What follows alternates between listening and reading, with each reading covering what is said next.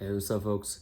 If you guys remember back, might have been a month ago or so, I was talking about people using their voice and the importance of using your voice. This is, I won't go into the science of it, but your genes follow language laws. It really does. And there's this ZIPF law, ZIPF law, that can be applied to languages, even music, to show that that's a natural language. And your genes follow the same exact law. And this goes deeply into technology that even DARPA is working on, that has to do with, and AI technology through a lot of different private companies, on neuromorphic chips and AI that learns the way that our brains do, but on a far faster and accelerated level by understanding linguistics. And so the interesting thing is I was watching this beautiful thing on the Solari report, or solari.com, SOLARI.com. It has to do with waveform genetics and DNA holography. And basically, it's saying some incredible things, but if you watch it and you understand what you're listening to, basically it is giving the key to what's happening right now. So I know a lot of people are very scared. They feel like the world is transforming and changing in ways that is kind of difficult to wrap our heads around. And anything, even on psychedelics, when change and transformation happens too rapidly, it feels unsustainable, so we get anxiety.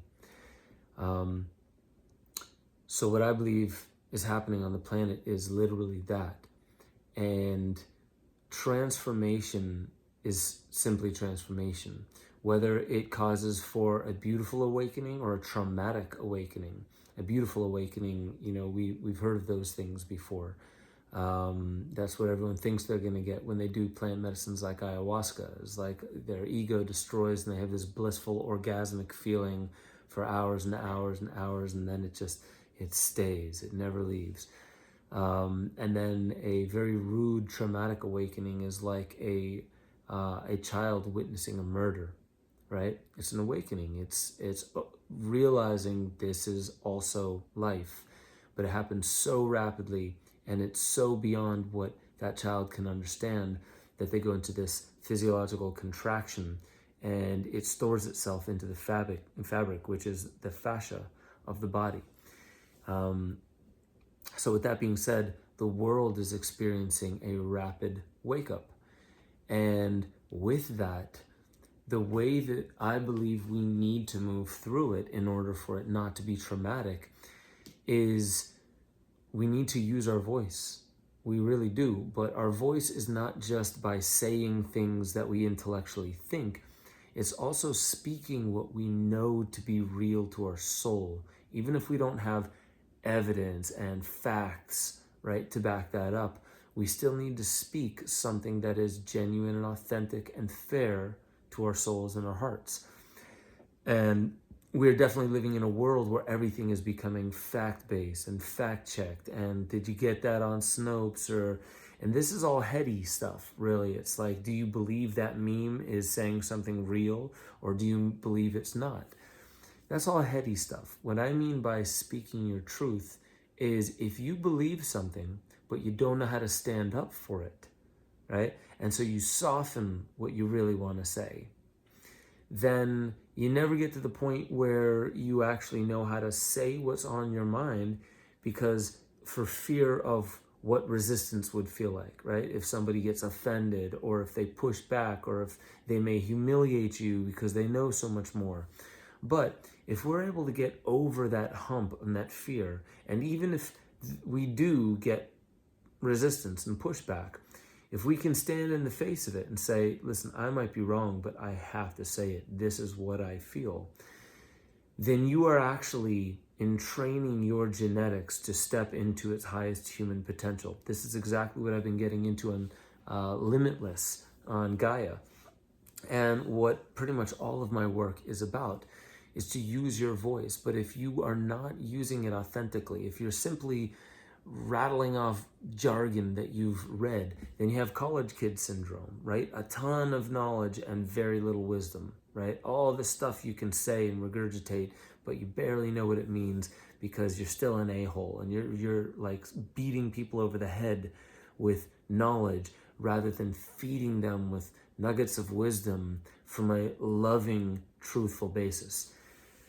So, where I believe events on planet Earth are heading right now, very rapidly after the attack on the Capitol, and what seems to be happening right now, there's so many people that are believing the narrative, and there's a mainstream narrative, and it's just believe us, and if you don't, you're a crazy conspiracy theorist.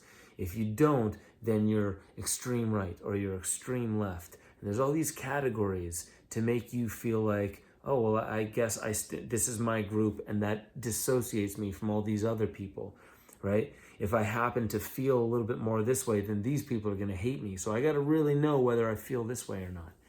And so many people are keeping their mouth shut because they're afraid of offending others, of triggering others, right? And these other people need to be triggered, not by a-holes. They need to be triggered by people that come from love, that can hold space for them being challenged, their beliefs being challenged.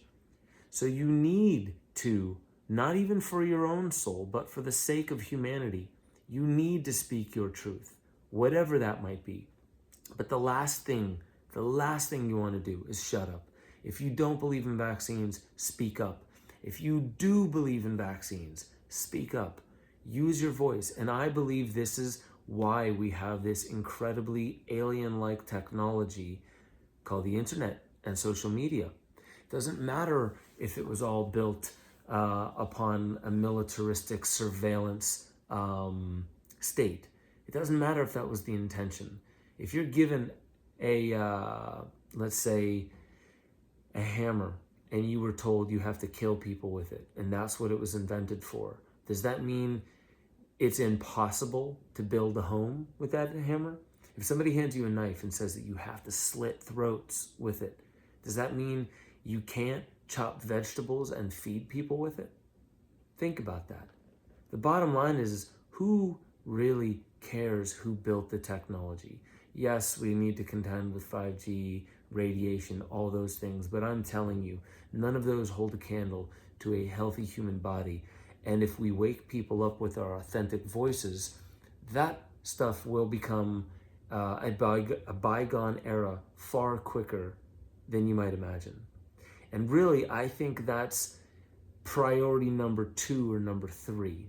It's very, very important to understand non-ionizing radiation. I agree. And what 5G technology all around the planet could possibly do. And it's already there. But the bottom line is we can't effectively, by signing petitions and talking about 5G, stop all these satellites from going up and all the infrastructure from going up.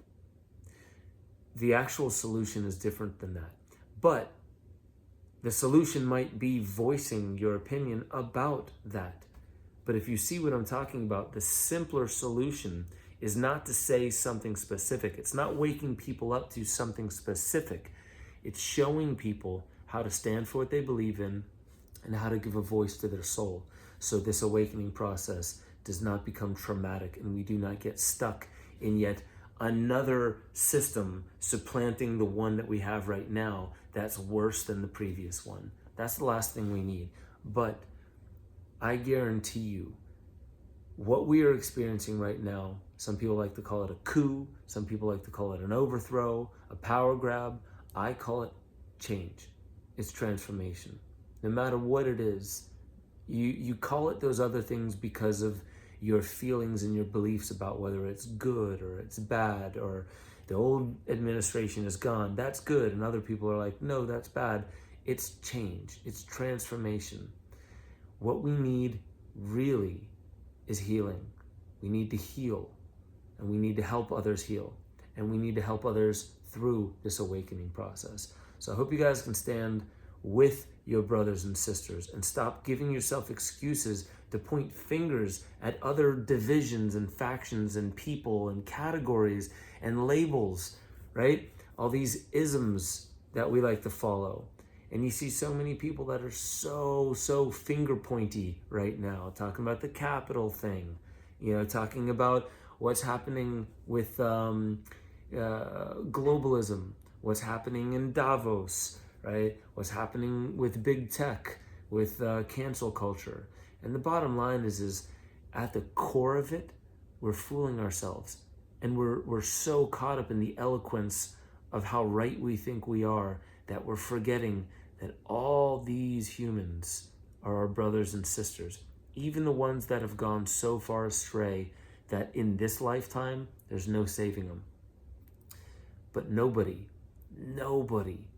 I don't care from Trump to Epstein to Hitler, nobody is going to make you feel hatred in your heart except you. It's a choice. If you feel hatred in your heart for people out there, then you forgot the cardinal rule. We are all one, and hatred is not the tool you want to use. I hope you guys can take this to heart. I hope you speak your truth no matter what it is. I hope you can be gentle with yourself and others, especially those who are the most led astray, who are the most confused, who are the most angry. Isolate them if they mean harm, but do not inflict harm. It has never worked in the past. It will not bring in a good future. I guarantee you the best thing is happening right now. And I don't say that because of external forces, external occurrences. I say that because transformation is an opportunity. And we are going through rapid transformation right now. Check out the spinning of the earth, the Schumann resonance, and the changes that are happening just on those two levels right now. And I'll catch you guys next time. Peace.